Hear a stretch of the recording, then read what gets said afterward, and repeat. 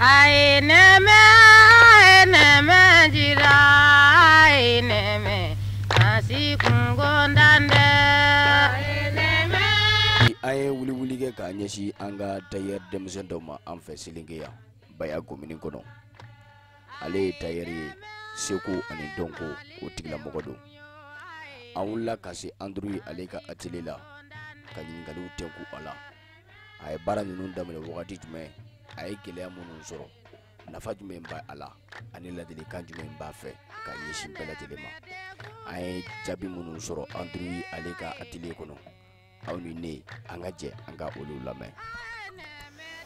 Bon ne yɛrɛ tɔgɔ yɛrɛ Dugu Jakite quoi, mais caman bɛ ne dɔn ne ko Androdi ma. Bon ne sigilen bɛ Kangare de. Bon tiɲɛna tailleur kun man di ne, mais grand frère dɔ de tun bɛ yen nɔ Ala hinɛ la, ale de ka sababu ye tailleur diyara ne ye. O ne kɛra baara social min kun ka di ne yɛrɛ ni kun ye o tun ye menuisier de. Bon ale y'a yira ne la vraiment ale ye menuisier la, an bɛɛ se ka kɛ menuisier ye. Bon vraiment a ka d'ale ne ka kɛ tailleur ye. Bon ne yɛrɛ tailleur kanu de kosɔn. Bon kabini 2007 ne ye tailleur kanu, komi an matarafalen t'a la. Bon en même temps an tun to ka baara wɛrɛw don ɲɔgɔn na, mais an yɛrɛ nan'a ye boliboli ni fɛn ninnu a tɛ laban. An obligeera k'an ɲɛ s'a ma sisan pour que ka se ka ɲɛ dɔ sɔrɔ a ko kɔnɔna la. Mais bi bi in na kɔni Dieu merci an bɛ Ala tanu Ala barikada. Bon n ye gɛlɛya caman sɔrɔ, mɔgɔ se k'i da don o yɔrɔnin bɛɛ la parce que n'i ko k'i bɛ kuma ka dépasser i bɛ don dɔw gasi la o y'a sɔrɔ i m'a dɔn. Bon ne yɛrɛ n bɛ se k'a fɔ n ye n ka baara kalan patron min bolo Bamako, o bɛ yen nɔ, bon dɔ fana bɛ yan mais de fait mɔgɔ caman bɛ yan ta de dɔn. Kɔni n y'a daminɛ Bamako de fɔlɔ, Badiala 1 na, Cheikh Kane ka atelier la. Bon n ye baara daminɛ yen nɔ, bon n nana laban dɔ de fɛ yan nɔ. Mais y'a laban mɔgɔ jumɛn fɛ yan? Bon o tɔgɔ ye Van ne.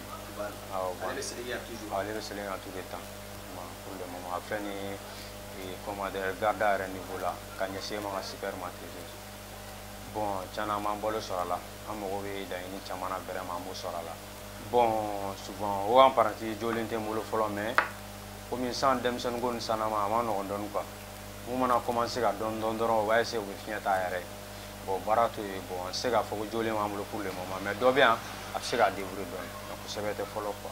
Bon spécialité kelen tɛ ne la parce que ne ye broderi de kalan fɔlɔ.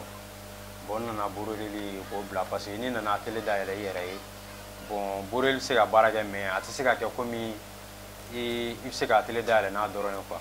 Bon an tilara k'o bila ka tila ka taa simple kalan. Ne ye tuteur nin n bɛ broderi kɛ, n bɛ cɛfini kɛ, n bɛ musofini kɛ, ne b'a bɛɛ kɛ. Mais seulement Selinge yan nɔ mɔgɔ bɛ n dɔn min ye kosɛbɛ o cɛfini o tɛ ne b'a bɛɛ kɛ. Bon mankan t'an cɛ, bon an kɔni ne kɔni dusukun na foyi tɛ yen nɔ, mais hadamaden mana kɛ cogo o cogo ni mɔgɔ bɛ baara kelen kɛ a bɛ se ka kɛ ŋaniya ɲuman bɛ kɔnɔ ka ɲɛsin ma, a bɛ se ka kɛ ŋaniya juguya bɛ a tigi kɔnɔ ka ɲɛsin ma. Bon ne kɔni bolo foyi tɛ yen nɔ parce que yanni ne yɛrɛ ka yɔrɔ dayɛlɛ n yɛrɛ n tun bɛ don atelier kɔnɔ n bɛ ouvrage kɛ n yɛrɛ ye.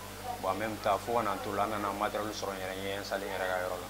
Bon vraiment n kɔni bolo kɔni fɛn tɛ yen nɔ dusukun na comme ça pour le moment. Bon souvent a sira ka ca, hadamaden mana kɛ cogo o cogo kalabanci b'a cɛ la quoi. Dɔw bɛ se k'u n'i ka fini d'i ma, bon karisa n mago bɛ n ka fini na n don. Bon a bɛ se ka kɛ tailleur b'a fɔ ko ko problème t'a la, e bɛ taa i ma avance di, bon ni wari t'ale kun pour que ka baara kɛ, bon a bɛ se ka baara bila retard la de 1 ou bien bon a tigi fana tɛna ni fini ye retard la. I b'a dɔn waati dɔw bɛ kɛ a bɛ gɛlɛya, n'i ko k'i b'a bɛɛ bila ka bin fana a ma nɔgɔn dɔɔnin dɛ. Mais o bɛ obligé ka dɔw minɛ pour que ka forcer ka dɔw kɛ, n'i sera ka mun kɛ n'i ma se ka mun fana lasɔrɔ n'i y'a dɔn i bɛ se k'o fɔ tigi ɲɛna fɛnɛ n'a fɔcogo fana dɛ. Bon gɛlɛyaba t'an cɛ, vraiment gɛlɛyaba t'an cɛ. Mais i ka client cɛman de ka ca wa musoman? Bon souvent ne ka client cɛman de ka ca, cɛman ka ca yɛrɛ vraiment, cɛman ka ca ni musoman parce que caman bɛ ne dɔn cɛfini de kosɛbɛ, ne m'o caman bɛ ne dɔn. Ouais vraiment ne kɔni ne bɛ mun fɔ sisan denmisɛnninw surtout an yɛrɛ fɛ yan nɔ, denmisɛnnin caman ne m'o caman tɛ baara fɛ dɛ parce que mɔgɔ filɛ nin ye i tɛ se k'a fɔ k'i bɛ baara kalan tila ka wari fɛnɛ dɔn a ma nɔgɔn quoi. I b'a bila i kunkolo la i bɛ wari to yen nɔ i bɛ baara kalan, n'i ye baara kalan n'i sera baara la i mago bɛ i ka laɲini min na i b'a sɔrɔ, mais n'i peresera wari kɔrɔ cogo la a ka gɛlɛn i ka baara kalan i hakilina na ka ɲɛ parce que caman yɛrɛ bɛ yen nɔ a caman bɛ yɔrɔ dayɛlɛ o y'a sɔrɔ o ma se baara la a bɛ tila ka obligé ka datugu, bon a ma nɔgɔn dɔɔnin quoi, a bɛɛ perese kojugu de ye quoi. Bon ne yɛrɛ kɔni bɛ mun f'u ɲɛna halisa u ka courage ta o de ɲɔgɔnna tɛ, i bɛ baara la i bɛ courage ta a kɔnɔna la. i mago bɛ fɛn caman na i b'a sɔrɔ kɔfɛ. Bon souvent caman ye seli ɲɛkɔrɔla ninnu uniforme kala waati ninnu kosɛbɛ. Bon n'o waati ninnu kɔni bɔra vraiment a tɔ kɔnɔna la a tɔ bɛɛ gɛlɛya ka taa.